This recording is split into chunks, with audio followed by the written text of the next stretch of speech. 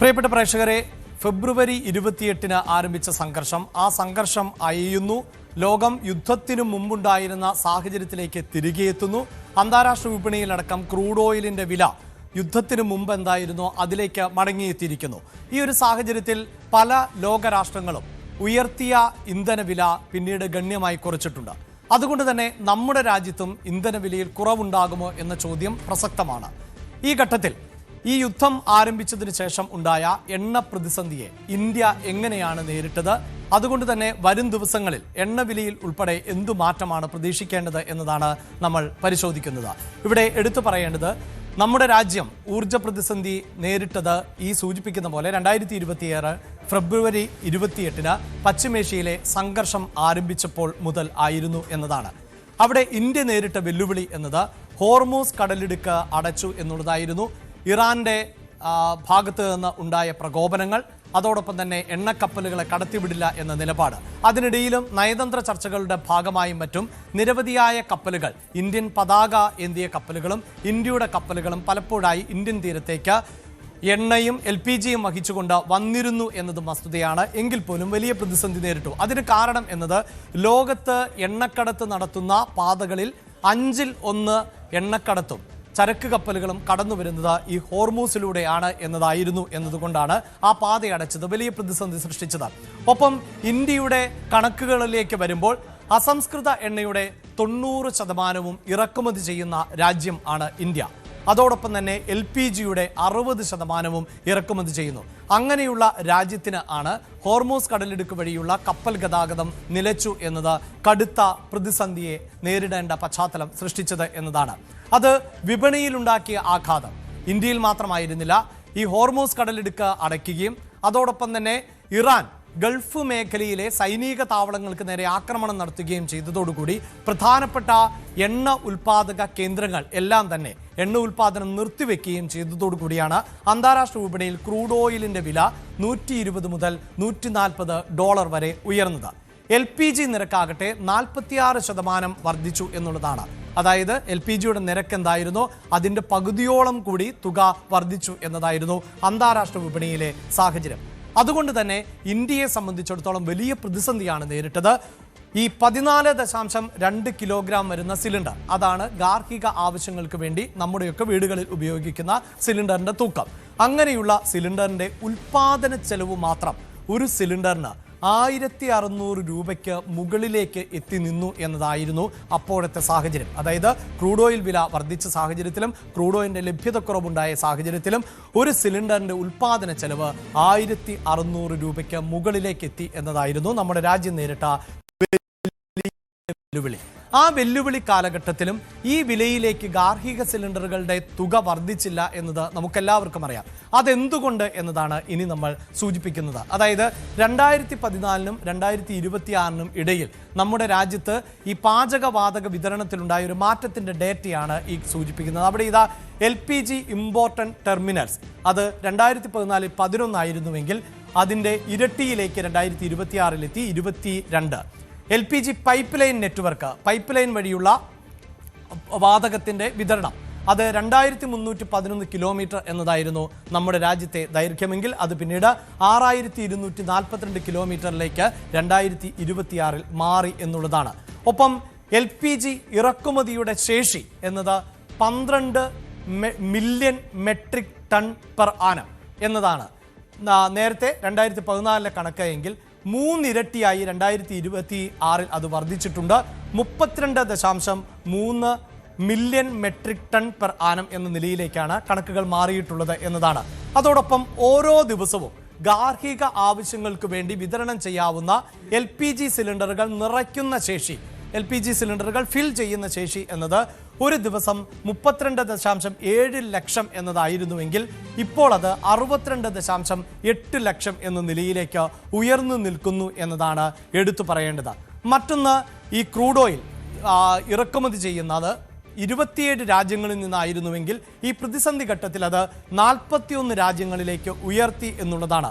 ഒപ്പം city gas distribution നമുക്കറിയാം, ഈ നഗരപ്രദേശങ്ങളിലെല്ലാം ഗ്യാസ് ഡിസ്ട്രിബ്യൂഷൻ എന്നത് നമുക്കറിയാം. അങ്ങനെയുള്ള സിറ്റി ഗ്യാസ് ഡിസ്ട്രിബ്യൂഷൻ നെറ്റ്വർക്ക് അത് 55 നഗരപ്രദേശങ്ങളിലായിരുന്നുവെങ്കിൽ ഇപ്പോഴത് 300-ന് മുകളിലേക്കാണ് എന്നതാണ്. ഇതാണ് 2014 നിന്ന് 2026 എത്തി നിൽക്കുമ്പോൾ രാജ്യത്തിൻ്റെ ഈ വാതക വിതരണ ശേഷിയിൽ ഉണ്ടായിട്ടുള്ള പ്രധാനപ്പെട്ട വളർച്ച എന്നതാണ്. ഈ വളർച്ചയാണ് യഥാർത്ഥത്തിൽ വലിയ പ്രതിസന്ധിയിലേക്ക് രാജ്യത്തെ തള്ളിവിടാതിരുന്നത് എന്നതാണ് നമുക്ക് കണക്കുകളിലൂടെ വ്യക്തമാക്കാൻ സാധിക്കുന്നത്. നേരത്തെ സൂചിപ്പിച്ചു, എണ്ണ ഇറക്കുമതി എന്നത് ഈ യുദ്ധത്തിന് മുമ്പ് 27 രാജ്യങ്ങളിൽ നിന്നായിരുന്നു. രാജ്യം എണ്ണ ഇറക്കുമതി ചെയ്യുന്നത് ഇന്ത്യക്ക് എവിടെ നിന്നാണോ ഏറ്റവും കുറഞ്ഞ ചെലവിൽ എണ്ണ ലഭിക്കുന്നത് ആ രാജ്യത്ത് നിന്ന് കൂടുതൽ എണ്ണ ഇറക്കുമതി ചെയ്യുക എന്നതാണ്. ചില രാജ്യങ്ങളിൽ നിന്ന് ഇറക്കുമതി ചെയ്തിരുന്നത് നിർത്തിവെച്ചു, പുതിയ രാജ്യങ്ങളെ കണ്ടെത്തി. എന്തായാലും യുദ്ധസമയത്ത് 41 രാജ്യങ്ങളിലേക്ക് ഇത് വ്യാപിപ്പിച്ചു. 41 രാജ്യങ്ങളിൽ നിന്ന് ഇറക്കുമതി ചെയ്തു. ഒപ്പം അമേരിക്കയിൽ നിന്നും റഷ്യയിൽ നിന്നും ഉള്ള എണ്ണ ഇറക്കുമതി വർദ്ധിപ്പിച്ചു. അവിടെ നമുക്കറിയാം, വാർത്തകളിൽ നിറഞ്ഞ ഒന്നായിരുന്നു. റഷ്യയിൽ നിന്നുള്ള എണ്ണ ഇറക്കുമതി വർദ്ധിപ്പിച്ചതിനെ തുടർന്ന് അമേരിക്ക ഇന്ത്യയുമായി ഏറെ നാൾ വലിയ തോതിൽ പ്രതിസന്ധി സൃഷ്ടിക്കുകയും അമേരിക്കൻ പ്രസിഡന്റ് തന്നെ ആ വിയോജിപ്പ് അറിയിക്കുകയും ചെയ്തുവെങ്കിലും ഇന്ത്യ കർശനമായ നിലപാട് തന്നെയാണ് സ്വീകരിച്ചത്. റഷ്യയിൽ നിന്നുള്ള എണ്ണ ഇറക്കുമതി ഇന്ത്യ വർദ്ധിപ്പിക്കുകയാണ് ചെയ്തത്. ലിബിയ, ഗൊബാൻ, ഇക്വറ്റോറിയൽ ഗയാന ഉൾപ്പെടെയുള്ള രാജ്യങ്ങളിൽ നിന്ന് ഇന്ത്യ കൂടുതലായി ഇന്ധനം ഇറക്കുമതി ചെയ്യുകയും ചെയ്തു എന്നുള്ളതാണ് കണക്കുകൾ. ഒപ്പം 5.33 മില്യൺ ടൺ അസംസ്കൃത എണ്ണ ഇന്ത്യ ഈ സമയത്ത് സംഭരിച്ചിരുന്നു എന്നതുകൂടിയാണ് എടുത്തു പറയേണ്ടത്. യുദ്ധം ആരും പ്രതീക്ഷിച്ചതല്ല, അപ്രതീക്ഷിതമായ ഒരു യുദ്ധം ആയിരുന്നു സംഭവിച്ചത്. അതുകൊണ്ട് തന്നെ പല രാജ്യങ്ങൾക്കും ഇത്ര വലിയ എണ്ണ ശേഖരം, കരുതൽ ശേഖരം ഉണ്ടായിരുന്നില്ല. പക്ഷേ ഇന്ത്യയെ സംബന്ധിച്ചിടത്തോളം 3 ആഴ്ചത്തേക്കുള്ള കരുതൽ ശേഖരം, അതായത് ഇന്ത്യയിലെ എണ്ണ വിതരണം ഏത് തരത്തിൽ നടന്നാൽ പോലും 3 ആഴ്ച ഒരു തരത്തിലുമുള്ള പ്രതിസന്ധിയും സൃഷ്ടിക്കാത്ത തരത്തിലുള്ള കരുതൽ ശേഖരമാണ് നമ്മുടെ രാജ്യത്ത് ഉള്ളത് എന്നതാണ് കേന്ദ്ര സർക്കാർ നൽകുന്ന റിപ്പോർട്ടുകൾ. ഇനിയിപ്പോൾ കേന്ദ്രം ഈ നിയന്ത്രണങ്ങളുടെ പശ്ചാത്തലത്തിൽ, യുദ്ധത്തിൻ്റെ പശ്ചാത്തലത്തിൽ മറ്റു വഴികൾ അധികമായി തേടിയിരുന്നു. അതിലേറ്റവും പ്രധാനപ്പെട്ട ഒന്നായിരുന്നു പെട്രോളിൽ എഥനോൾ മിശ്രണം എന്നതിൻ്റെ അളവ് വർദ്ധിപ്പിച്ചത്.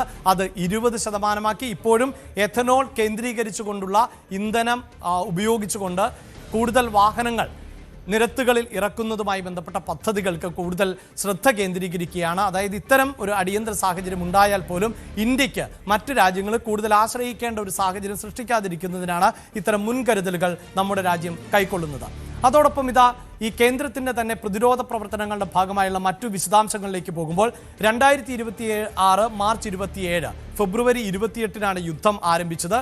ഏതാണ്ട് ഒരു മാസത്തിനകം നമ്മൾ നേരിടുന്ന പ്രതിസന്ധി തിരിച്ചറിയുകയും അങ്ങനെ പെട്രോളിൻ്റെയും ഡീസലിൻ്റെയും എക്സൈസ് ഡ്യൂട്ടിയിൽ 10 രൂപയുടെ കുറവ് കേന്ദ്ര സർക്കാർ വരുത്തുകയും ചെയ്തു എന്നതാണ്. അതുകൊണ്ടാണ് സാധാരണക്കാരായ നമുക്ക് അടക്കം ആ സമയത്ത് പെട്രോളിൻ്റെയും ഡീസലിൻ്റെയും വില വർദ്ധിക്കാതിരുന്നത് എന്നതാണ് എടുത്തു പറയേണ്ടത്.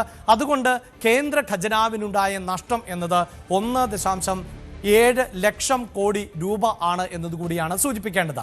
ഇനി മറ്റ് ചില കണക്കുകൾ കൂടി, അത് പ്രധാനപ്പെട്ടതാണ്. കാരണം എണ്ണ കമ്പനികൾ, നമ്മൾ നേരത്തെ തന്നെ സൂചിപ്പിച്ചു, ഒരു ഗ്യാസ് സിലിണ്ടറിന് 1600 രൂപയായിരുന്നു ഉൽപ്പാദന വിതരണ ചെലവ് എങ്കിൽ എണ്ണ കമ്പനികൾ പെട്രോളും ഡീസലും ഉൽപ്പാദിപ്പിക്കുകയും വിതരണം ചെയ്യുകയും ചെയ്തതിലൂടെ ഒരു ദിവസം 1000 കോടി രൂപയുടെ നഷ്ടത്തിൽ ആണ് എണ്ണ കമ്പനികൾ യുദ്ധത്തിന് ശേഷം പ്രവർത്തിച്ചിരുന്നത് എന്നതാണ്. അപ്പോഴും 2 മാസത്തോളം, അതായത് പ്രതിദിനം 1000 കോടി രൂപ എന്ന് പറയുമ്പോൾ 2 മാസം കൊണ്ട് 60,000 കോടി രൂപ എന്നതാണ് നമ്മൾ കണക്കിലാക്കേണ്ടത്.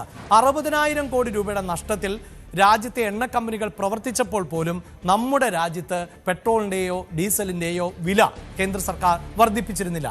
ഇനി വില വർദ്ധിപ്പിച്ചത് പിന്നീട് 2 മാസങ്ങൾക്ക് ശേഷമാണ്. 3 തവണ വില വർദ്ധിപ്പിച്ചു. ശരാശരി 7 രൂപ മുതൽ 10 രൂപ വരെയാണ് വിവിധ സംസ്ഥാനങ്ങളിൽ വില വർദ്ധിച്ചത് എന്നതാണ് എടുത്തു പറയേണ്ടത്. ഇപ്പോൾ, അതായത് ഈ വില വർധനവ് നടപ്പിലാക്കിയതിന് ശേഷം എണ്ണ കമ്പനികളുടെ പ്രതിദിന നഷ്ടം എന്നത് 650 കോടിയാണ്. നേരത്തെ നമ്മൾ സൂചിപ്പിച്ചു, ഒരു ദിവസം 1000 കോടി നഷ്ടത്തിലെങ്കിൽ ഇപ്പോഴും 650 കോടി രൂപ ഒരു ദിവസം നഷ്ടത്തിലാണ് പ്രവർത്തിക്കുന്നത്. ഈ ഡേറ്റയാണ് ഏറ്റവും പ്രധാനപ്പെട്ടത്. ഈ വില കുറയ്ക്കുമോ എന്ന ചോദ്യത്തിന് ഏറ്റവും പ്രധാനപ്പെട്ട മറുപടികളിൽ ഒന്ന്, എണ്ണ കമ്പനികൾ ഇപ്പോഴും പ്രതിദിനം 650 കോടി രൂപ നഷ്ടത്തിൽ പ്രവർത്തിക്കുന്നു എന്നുള്ളതാണ്. ഈ നഷ്ടത്തിൽ പ്രവർത്തിക്കുന്ന എണ്ണ കമ്പനികൾക്ക് 30,000 കോടി രൂപ നിലവിൽ കേന്ദ്ര സർക്കാർ ഈ നഷ്ടം പരിഹരിക്കുന്നതിന് വേണ്ടിയും സാധാരണക്കാരായ ആളുകൾക്ക് ഈ പെട്രോളിൻ്റെയും ഡീസലിൻ്റെയും വില വർദ്ധിപ്പിച്ച് ഭാരം ഇരട്ടിപ്പിക്കാതിരിക്കുന്നതിനും വേണ്ടിയും 30,000 കോടി രൂപ കേന്ദ്ര സർക്കാർ നഷ്ടപരിഹാരം നൽകി എന്നതാണ് എടുത്തു പറയേണ്ടത്. പ്രിയ പ്രേക്ഷകരെ, ഒപ്പം ഇതാ നമ്മൾ വില കുറയ്ക്കുമോ എന്ന ചോദ്യത്തിലേക്ക് പോവുകയും ചില കോണുകളിൽ നിന്നെങ്കിലും പാകിസ്ഥാനിലടക്കം 1 ലിറ്റർ പെട്രോളിന് 70 രൂപയാണ് കുറച്ചിട്ടുള്ളത്. അതായത് യുദ്ധത്തിന് ശേഷം അന്താരാഷ്ട്ര വിപണിയിൽ പെട്രോളിൻ്റെയും ഡീസലിൻ്റെയും ഒക്കെ വില കുറഞ്ഞു. അസംസ്കൃത എണ്ണയുടെ ക്രൂഡ് ഓയിലിൻ്റെ വില കുറഞ്ഞപ്പോൾ പാകിസ്ഥാൻ, നമ്മുടെ അയൽരാജ്യമായ പാകിസ്ഥാനിൽ 70 രൂപ 1 ലിറ്ററിന് കുറച്ചു, 60 രൂപ കുറച്ചു എന്ന തരത്തിലുള്ള വ്യാപകമായ പ്രചാരണമാണ് നടക്കുന്നത്. അത് ശരിയായിരിക്കാം. പക്ഷെ നമ്മൾ മനസ്സിലാക്കേണ്ടത് പാകിസ്ഥാനിൽ ഈ യുദ്ധഘട്ടത്തിൽ 1 ലിറ്റർ പെട്രോളിൻ്റെയും ഡീസലിൻ്റെയും ഒക്കെ വില 450 രൂപ ആയിരുന്നു എന്നുള്ളതാണ്. അതായത് പാകിസ്ഥാൻ കറൻസി അനുസരിച്ച് ആ 450 രൂപയിൽ നിന്നും 320 രൂപയിലേക്ക് പിന്നീട് വലിയ പ്രതിഷേധത്തെ തുടർന്ന് താഴ്ത്തിയിരുന്നു. ആ തുകയാണ് ഇപ്പോൾ പിന്നീട് വീണ്ടും കുറച്ചത്. ഇവിടെ ഇതാ ഓരോ രാജ്യങ്ങളും, നമ്മുടെ അയൽരാജ്യങ്ങളിൽ അടക്കം എങ്ങനെയായിരുന്നു പെട്രോളിൻ്റെ വില യുദ്ധത്തിന് ശേഷം കൂടിയത് എന്ന ഡേറ്റയാണ് ഇപ്പോൾ പങ്കുവയ്ക്കുന്നത്. മ്യാൻമാർ 89% വർധനമാണ്. അതായത് എന്തായിരുന്നോ അവിടുത്തെ വില അതിൻ്റെ ഇരട്ടി വിലയാണ് യുദ്ധത്തിന് ശേഷം നൽകേണ്ടി വന്നത്. മലേഷ്യയിൽ 56.3% വില വർദ്ധിപ്പിച്ചത്. ഫിലിപ്പൈൻസിൽ 52% വർദ്ധിപ്പിച്ചു. ഈ സൂചിപ്പിച്ച പാകിസ്ഥാനിൽ 50% പെട്രോളിൻ്റെ വില വർദ്ധിപ്പിച്ചു. ഏറ്റവും എടുത്തു പറയേണ്ടത് വികസിത രാജ്യങ്ങൾ എന്ന് നമ്മൾ പറയുന്ന രാജ്യങ്ങൾ, വലിയ സാമ്പത്തിക ശേഷിയുള്ള രാജ്യങ്ങൾ, ആ രാജ്യങ്ങളുടെ പട്ടിക പരിശോധിച്ചാൽ പോലും യുണൈറ്റഡ് സ്റ്റേറ്റ്, അമേരിക്ക തന്നെ, അതായത് ഇപ്പോൾ ഇറാനെ ആക്രമിച്ചുകൊണ്ടിരിക്കുന്ന അമേരിക്കയിൽ യുദ്ധത്തിന് ശേഷം പെട്രോളിൻ്റെ വിലയിൽ വന്ന വർധനവ് എന്നത് 44% എന്നതാണ്. അതായത് ശരാശരി കണക്ക് പറഞ്ഞാൽ 100 രൂപ കൊടുക്കുന്ന പെട്രോളിന് 144 രൂപ കൊടുക്കേണ്ടതായി വന്നിട്ടുണ്ട് അമേരിക്കയിലടക്കം എന്നതാണ് അവിടുത്തെ കറൻസി അനുസരിച്ച്. UK-യിൽ വർദ്ധിച്ചത് 19%, ജർമ്മനിയിൽ വർദ്ധിച്ചത് 13%. പ്രിയ പ്രേക്ഷകരെ, തീർച്ചയായും ഒരു പക്ഷേ ഇതിനൊരു എതിർവാദം ഉയരും. മറ്റ് ചില രാജ്യങ്ങളൊന്നും വർദ്ധിപ്പിച്ചിട്ടില്ലല്ലോ എന്നത്. അവിടെ നമ്മൾ മനസ്സിലാക്കേണ്ടത് അവിടുത്തെ വാഹനങ്ങളുടെ അനുപാതം, അവിടുത്തെ വാഹന ഉപഭോക്താക്കളുടെ എണ്ണം, അവർ ഈ പൊതുഗതാഗത സംവിധാനങ്ങളെ എത്രത്തോളം പ്രയോജനപ്പെടുത്തുന്നു, ഇതുകൂടി കണക്കിലാക്കേണ്ടതുണ്ട്. പക്ഷെ നമ്മുടെ രാജ്യം എന്ന് പറയുന്നത് അത്രമേൽ വാഹനങ്ങൾ ഉപയോഗിക്കുന്ന രാജ്യമാണ്. ജനസംഖ്യയിൽ നമ്മൾ ഒന്നാമതാണ് എന്ന് നമുക്കറിയാം. നമ്മൾ ഭൂവിസ്തൃതിയിൽ വലിയ രാജ്യമാണ്. അതുകൊണ്ട് തന്നെയാണ് ഈ കണക്കുകൾ വ്യത്യസ്തമാകുന്നത്. ഇനിയിപ്പോൾ ഇന്ത്യയുടെ ഡേറ്റയിലേക്ക് വരുമ്പോൾ, യുദ്ധം ആരംഭിച്ചതിന് ശേഷം ക്രൂഡ് ഓയിലിൻ്റെ വില 140 ബാരലിൽ എത്തിയ ഘട്ടത്തിൽ പോലും ഉള്ള കണക്കുകൾ പരിശോധിക്കുമ്പോൾ ഇന്ത്യയിൽ പെട്രോളിൻ്റെ വില ആകെ വർദ്ധിപ്പിച്ചിട്ടുള്ളത് 7% എന്നതാണ്. അതാണ് ഈ വില കുറയുമോ എന്ന ചോദ്യത്തിൽ മറ്റൊരു പ്രസക്തമാകുന്ന പോയിന്റ്. ഇതോടൊപ്പം തന്നെ സൂചിപ്പിക്കേണ്ടത് ഡീസൽ വില വർധനയാണ്. അവിടെയും UAE എന്നത് നമുക്കറിയാം, ഒപ്പക് രാജ്യങ്ങളുടെ ഭാഗമായിരുന്നു UAE. എണ്ണ ഉൽപ്പാദക രാജ്യം കൂടിയാണ് UAE എന്നത് ഓർക്കണം. ആ UAE ഇപ്പോൾ ഒപ്പക്കിന് പുറത്തേക്ക് പോയിട്ടുണ്ട്. അവിടെ ഇതാ 85% ആണ് ഡീസലിൻ്റെ വില UAE-യിൽ യുദ്ധത്തിന് ശേഷം വർദ്ധിച്ചത്. മലേഷ്യയിൽ 72%, തായ്ലൻഡിൽ 69%, മലയാളികൾ ഏറെയുള്ള കാനഡയിൽ 40%, യുണൈറ്റഡ് സ്റ്റേറ്റിൽ 40%, ഫ്രാൻസിൽ 30%, ജർമ്മനിയിൽ 30%. ഇന്ത്യയിൽ കേവലം 8% മാത്രമാണ് ഈ പെട്രോളിൻ്റെയും ഡീസലിൻ്റെയും വില വർധനവിൽ ഡീസലിൻ്റെ വില വർദ്ധിച്ചത് എന്നതാണ്. ഇത് തന്നെയാണ് വരും ദിവസങ്ങളിൽ എണ്ണവില പൊടുന്നനെ കുറയുമോ എന്ന ചോദ്യത്തിന് അതിന് സാധ്യതയില്ല എന്ന് പറയേണ്ടതായി നമുക്ക് വരുന്നത്. എന്നാൽ വില കുറയാം. ആ സാഹചര്യം എന്താ എന്ന് കൂടി വിശദീകരിക്കാം. ഇനി നമ്മൾ പോകുന്നത് LPG വിതരണവുമായി ബന്ധപ്പെട്ട ഡേറ്റകളിലേക്കാണ്. നമ്മുടെ രാജ്യത്തിൻ്റെ ആഭ്യന്തര ഉൽപ്പാദനം എന്നത് പ്രതിദിനം 35,000 ടണ്ണിൽ നിന്ന് 54,000 ടണ്ണായി ഉയർത്താൻ ഈ യുദ്ധ കാലഘട്ടത്തിൽ നമുക്ക് കഴിഞ്ഞിട്ടുണ്ട് എന്നതാണ്. അതായത് ഉൽപ്പാദനം എന്നത് ഏതാണ്ട് ഇരട്ടിയോളം വർദ്ധിപ്പിച്ചു എന്ന്. ഗാർഹിക ഉപഭോക്താക്കളുടെ വില, ഇവിടെയാണ് നേരത്തെ സൂചിപ്പിച്ച കണക്ക് പ്രധാനപ്പെട്ടതാവുന്നത്. ഒരു LPG സിലിണ്ടറിന് 14 കിലോ ഉള്ള ഒരു സിലിണ്ടറിന് ഉൽപ്പാദന ചെലവ് 1,600 നിൽക്കുമ്പോൾ 942 രൂപ എന്ന നിലയിൽ ആണ് രാജ്യത്ത് സിലിണ്ടറുകൾ വിതരണം ചെയ്തത് എന്നതാണ്. സിറ്റി ഗ്യാസ് ശൃംഖല വഴി ഉള്ള ഗ്യാസിൻ്റെ വിതരണം രാജ്യത്ത് വർദ്ധിപ്പിക്കുകയും ചെയ്തു. ആ ഡേറ്റയും നമ്മൾ 55 നിന്ന് 100 ഉയർന്നത് സൂചിപ്പിച്ചു. ഉജ്ജ്വൽ യോജന പ്രകാരമുള്ള ഗുണഭോക്താക്കളുടെ സബ്സിഡി അത് എടുത്തു കളഞ്ഞില്ല. ആ 300 രൂപയുടെ സബ്സിഡി നിലനിർത്തി. അങ്ങനെ 642 രൂപ നിരക്കിൽ ഉജ്ജ്വൽ യോജന വഴിയുള്ള ഉപഭോക്താക്കൾക്ക് ഈ പ്രതിസന്ധി ഘട്ടത്തിലും ഗ്യാസ് നൽകാൻ സാധിച്ചു എന്നതാണ് കേന്ദ്ര സർക്കാർ വ്യക്തമാക്കുന്നത്. അതോടൊപ്പം തന്നെ 10.58 കോടി ഉപഭോക്താക്കൾ ആണ് ഈ ഉജ്ജ്വൽ യോജനയിലുള്ളത്. അപ്പോൾ ഇത്രയും ഉപഭോക്താക്കൾക്ക് 10 കോടിയിലേറെ ഉപഭോക്താക്കൾക്ക് യുദ്ധസമയത്തും 642 രൂപ ഒരു സിലിണ്ടറിന് എന്ന നിലയിലാണ് ഇന്ധനം നൽകിയിരുന്നത്. അതിൻ്റെ ഡേറ്റ കൂടിയാണ്, അതിൻ്റെ ഒരു ഗ്രാഫ് കൂടിയാണ് പ്രേക്ഷകർ കാണേണ്ടത്. അതായത് ഒരു ഗ്യാസ് സിലിണ്ടർ 14.2 കിലോഗ്രാം വരുന്ന ഗ്യാസ് സിലിണ്ടർ നിറച്ച് വിതരണം ചെയ്ത് ഒരു വീട്ടിലേക്ക് എത്തിക്കുന്നതിന് കമ്പനികൾക്ക് വരുന്ന ചെലവ് 1600 രൂപ. ആ 1600 രൂപ ഉൽപാദന ചെലവ് നിൽക്കുമ്പോൾ നമ്മുടെ ഭവനങ്ങളിൽ LPG എത്തിയത് 942 രൂപയ്ക്ക്. ഉജ്ജ്വൽ യോജന പ്രകാരം ഗ്യാസ് വരുത്തുന്നവർക്ക് 642 രൂപയ്ക്ക്. ഇതായിരുന്നു ആ കാലഘട്ടത്തിലെ കണക്കുകൾ എന്നതാണ്. ഒപ്പം മറ്റൊരു ഡേറ്റ കൂടി നമ്മൾ നൽകുന്നത്, ഇതേ സമയം തന്നെ നമ്മുടെ അയൽ രാജ്യങ്ങളിൽ എന്തായിരുന്നു LPGയിൽ വന്ന വർധനവ് എന്നതാണ്.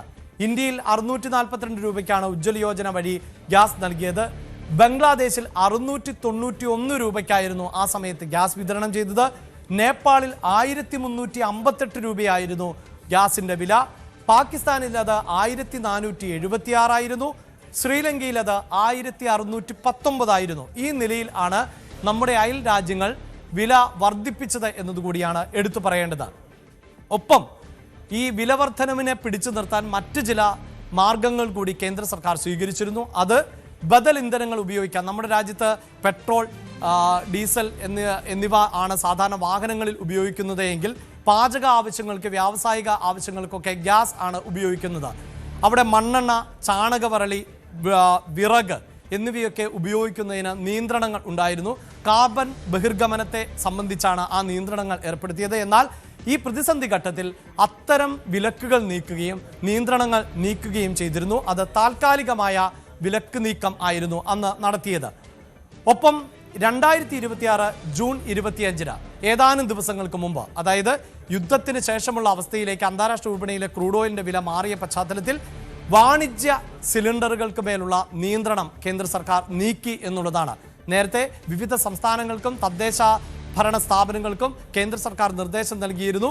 ഈ LPG വിതരണത്തിന് നിയന്ത്രണം ഏർപ്പെടുത്തണം. വാണിജ്യ ആവശ്യങ്ങൾക്ക്, അതായത് ഹോട്ടലുകൾ, വ്യവസായ സ്ഥാപനങ്ങൾ എന്നിവയ്ക്ക് നൽകുന്ന സിലിണ്ടറുകൾ അതാത് സംസ്ഥാനങ്ങളും പ്രാദേശിക ഭരണകൂടങ്ങളും കൂടിയാലോചിച്ച് ആവശ്യത്തിന് മാത്രമേ നൽകാവൂ എന്നുള്ളതായിരുന്നുവെങ്കിൽ ഇപ്പോൾ ആ നിയന്ത്രണം ഏതാണ്ട് പൂർണ്ണമായും ഇല്ലാതായിരിക്കുന്നു എന്നുള്ളതാണ്.